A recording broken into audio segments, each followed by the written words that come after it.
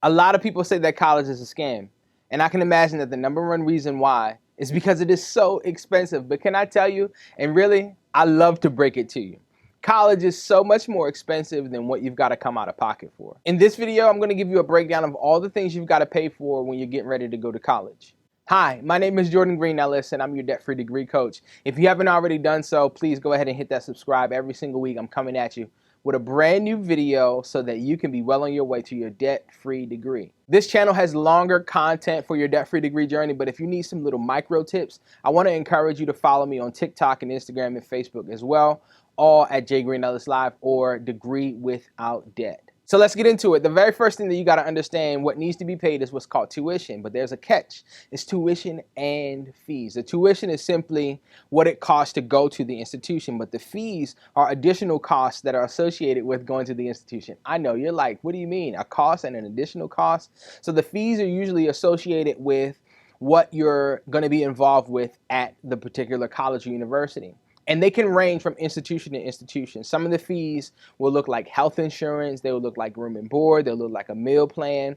Perhaps there's a science lab or a math lab fee. Perhaps there's an athletic facility fee or a fitness facility fee, whatever. It can range from institution to institution. It could be a room and board, additional cleaning fee. I don't know what you're going to be charged for, but there will be, I can guarantee you, tuition and fees. And again, just as I stated before, if you're going to be living on campus, there's going to be room and board, which means how you're going to live, right? If you're going to live on campus, they're going to charge you for it. And so that's something that you got to pay for, room and board. And of course, if you live there, you got to eat there too, right? And so the cafeteria offers what are called meal plans. Usually it's like, in some cases, in a tiered system. So you'll have a certain amount of meals per week that you can purchase that you and your student, or rather your student, if you're the parent, is eligible for, right? And so you can choose whatever meals you want. You can do the unlimited, you can do whatever package that they have to offer, but those are all the things that you have to pay for. In addition to those things that we just mentioned, there are additional costs, y'all. When you go to college, you have to buy books, y'all, and this can be a really, really big expense. If you don't know, I'm an inspirational speaker, and one of my punchlines is, when I was in college, I couldn't afford books, but now I write books for college students. And that is the absolute truth. I couldn't afford college in general. Okay, I couldn't afford college as it was, let alone the books. The books can be almost like another tuition, right? It can get expensive. And so I literally bought one book while I was in college, and I had to because it was an access code. I got really, really resourceful. I'm going to do a video about that in a few weeks of how I actually made it through college without having to buy books. And so books is something that you should be planning to pay for when you are getting ready to go to school. Now let's go back really quickly and talk about living on campus. If you live on campus, you're going to have to furnish your room. I don't mean literally buy furniture. You may buy some things. You may want to buy a lamp or things like that. But you're going to have to buy sheets for your bed, pillows, things of that nature. This is your new home, y'all. And so you want to make it feel like home. Obviously, you want to make do with whatever budget you have. And if you don't have a budget, you need to get one, or else you're just going to be spending like crazy and things are going to rack up quickly. You don't want to do that, okay? That is a grave mistake. But you're going to have to furnish your room. You're going to have to buy things for your room. Everything that you need to function well and be safe and sound at home and be comfortable in your own room or in your own home, you're going to have to do the same thing when you go to college. Another variable expense in your college journey that you should be planning for is the expense of transportation.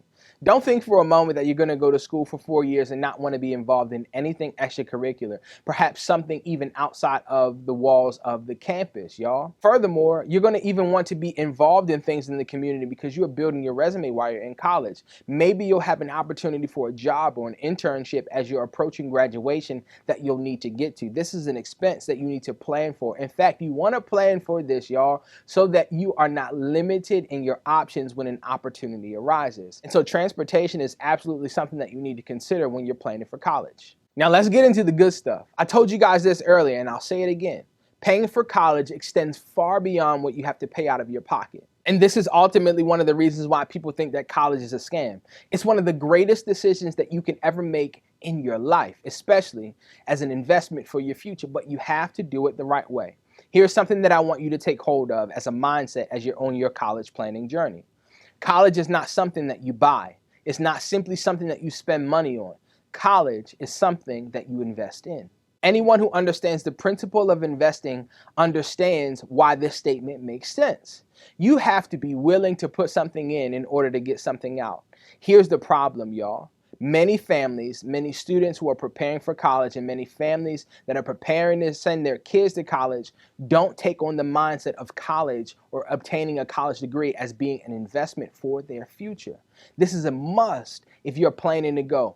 In fact, if you're not planning for it to be an investment for your future, then you probably want to consider some other options. College is way too expensive in a monetary means, right? But even more than what you're going to pay out of your pocket, there is an even greater form of currency that you are going to be giving up.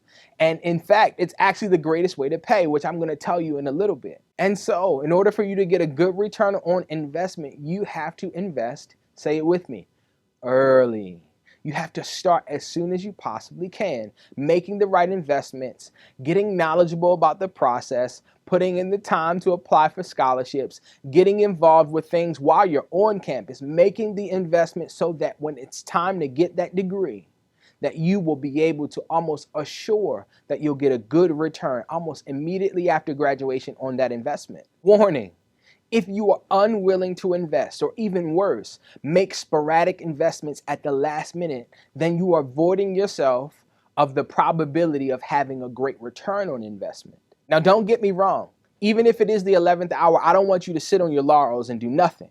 I want you to get active. I want you to take action. I want you to get aggressive in making investments so that you can increase that probability of being a great return on investment. You must have capital M, capital U, capital S, capital T. You must incorporate strategy in your college planning process, y'all. And most importantly, y'all, in your college decision, you need to have strategy. You can't just pick any old school, okay? That's not how we make investments. We're not just buying stocks from anywhere. We're not just buying properties from anywhere. We're not just buying companies from anywhere. We are making sure that this school is the greatest possible investment for my future. And let's say you're a parent watching this video.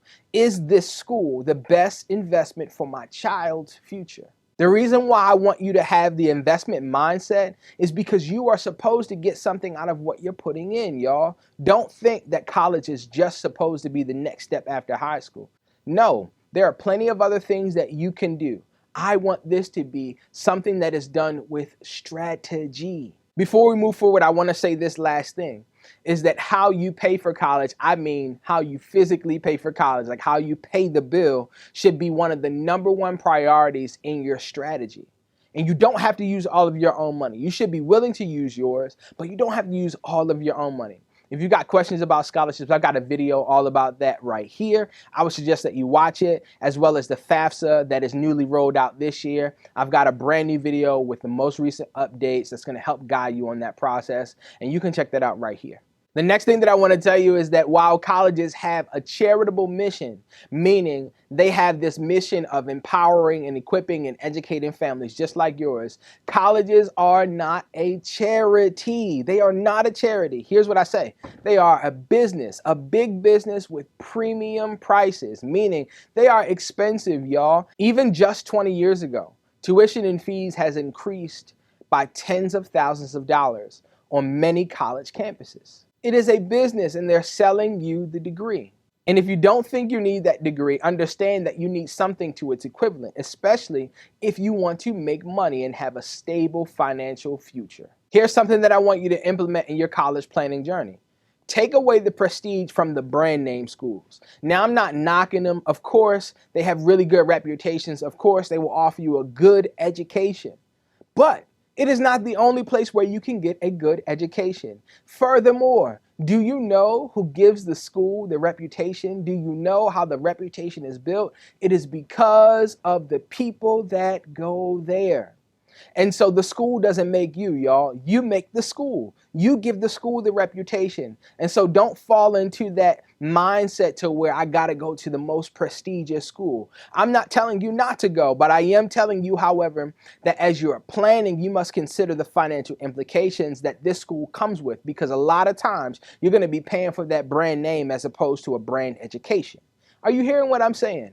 I need you to be strategic in this process, y'all. Don't get sold on a brand name school. I want you to understand that you are the greatest stakeholder that that brand name school has. They want you. Do you know that there is no brand name school if there is no student there? Do you know that if you don't enroll there, they don't have a leg to stand on?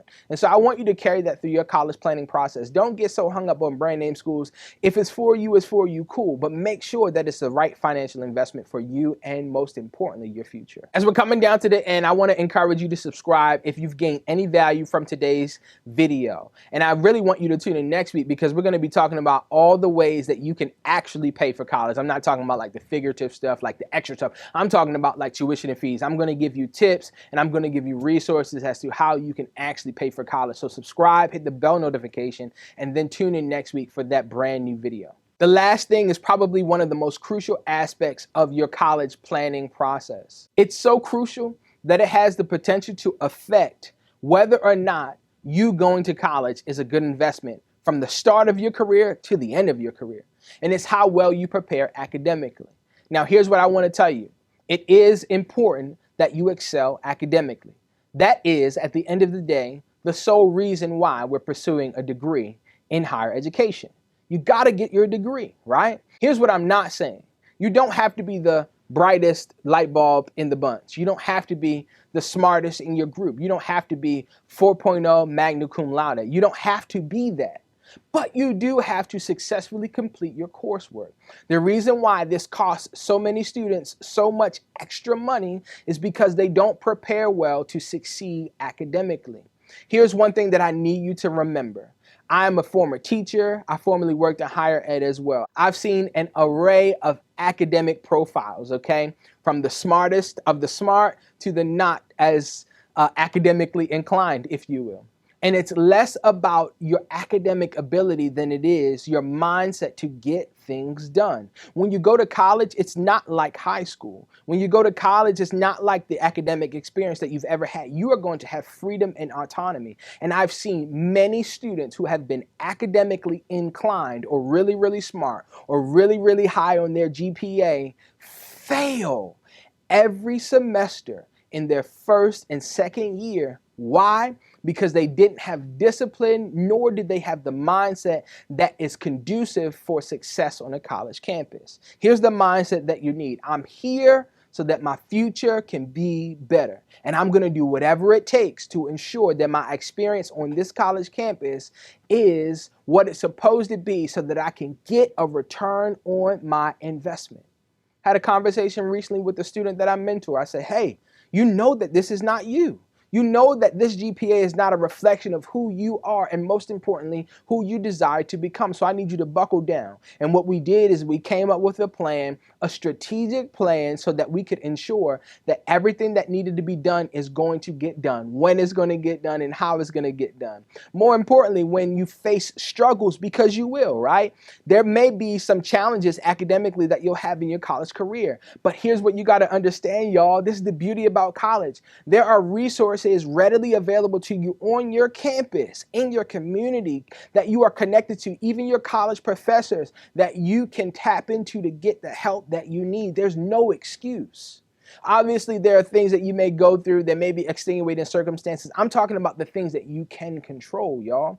And so not performing well academically is going to cost you. Why? Because if you don't successfully complete the class, you got to retake it or you ain't getting that degree. If you got to retake it, you jeopardize you having your financial aid. And if you take too many credits, if you get to a certain threshold, financial aid is going to stop giving you money. Do you hear what I'm telling you? Maybe y'all don't know me. I wrote a book all about how to go to college with no student loan debt. I used to work in higher ed, I told y'all, but specifically financial aid, I know the game. That's why I help families prepare to go to school and get a degree with little to no debt. I'm telling you this because I know it to be true.